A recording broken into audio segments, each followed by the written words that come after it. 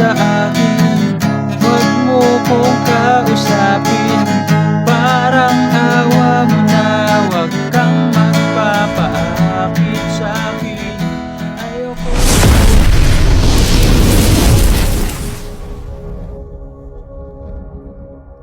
Hello mga ka-idol! So ngayon meron na naman akong ituturo sa inyong napakagandang kanta. Ang title pala nitong kanta ay yung Para Sa'yo by Parokya ni Edgar. So napakaganda ng kanta na ito mga ka-idol. Dito pala mga ka-idol sa strumming niya is magiging tatlong klase. Okay? Tatlong klase yung strumming niya. So yung strumming natin dito muna, okay? So ganito lang muna siya. Dito, ganyan.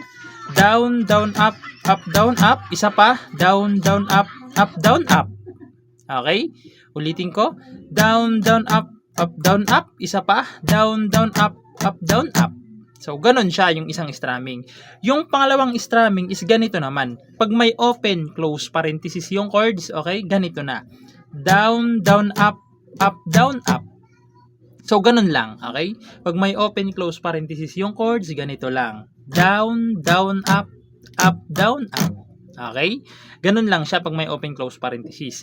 Pag may number 1 naman sa taas ng chords, meaning nun isang strum down lang. Okay? Isang strum down lang pag may number 1 sa taas ng chords. Okay? So, sana malinaw yung strumming natin, no? So, proceed na tayo doon sa kanyang whole verse. So, yung whole verse niya rito mga ka-idol is E. Ayan. So, yung E, third string lang. Fourth, tsaka fifth. Okay? E. Sunod is C sharp minor. So yung C sharp minor sa 4th fret nakabar. Sa 5th second string, sa 6th fret ay 4th tsaka 3rd. Okay? C sharp minor. Tapos G sharp minor. So yung G sharp minor, di ba, iaangat nyo lang itong dalawa. 5th string lang tsaka 4th string ipitin nyo. Dito nakabar pa rin sa 4th. Okay? Ayan. G sharp minor, tapos pupunta kayo ng A. So yung A, first string, second string, 3rd tsaka 4th pala. Ayan, A. Yung apat na chords na yan, 2 times yung gagawin. Okay? 2 beses. So, sasampulan ko kayo, no? Hindi lang natin ibibigkas yung lyrics kasi baka makapiright na naman tayo. So, ganito naman siya sa kanyang verse.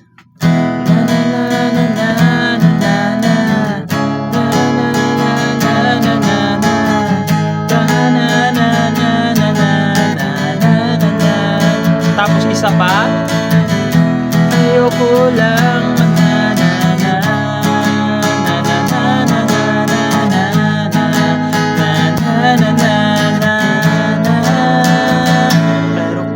sa'yo, papasok yung kanyang chorus. Okay?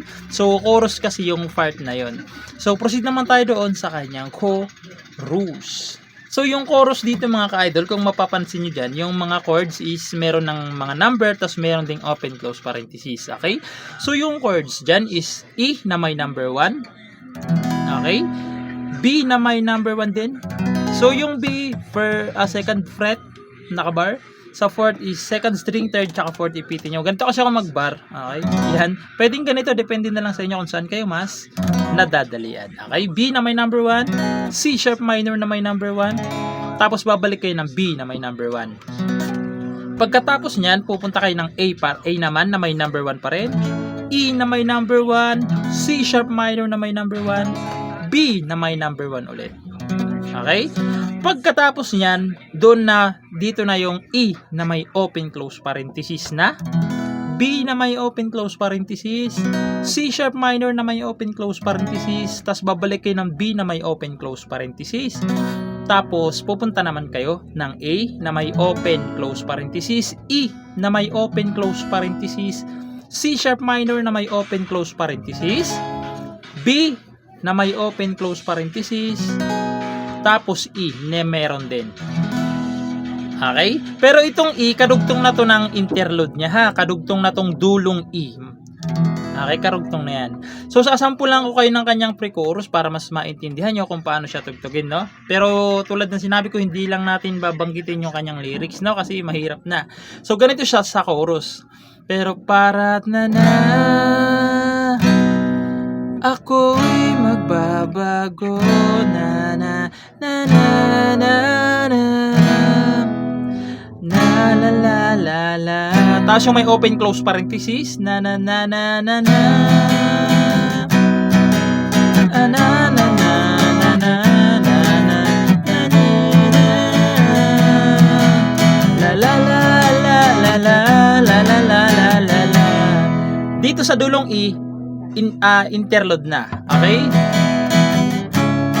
So yung interlude niya, karugtong na tong E ng chorus. Okay? E, C sharp minor, walang mga open close parenthesis na yan mga ka-idol ha, yung C sharp minor, pati yung G sharp minor, tapos A. Okay? Ulitin ko lang yung yung dulong E ng chorus na may open close parenthesis na A, yung karugtong na chorus.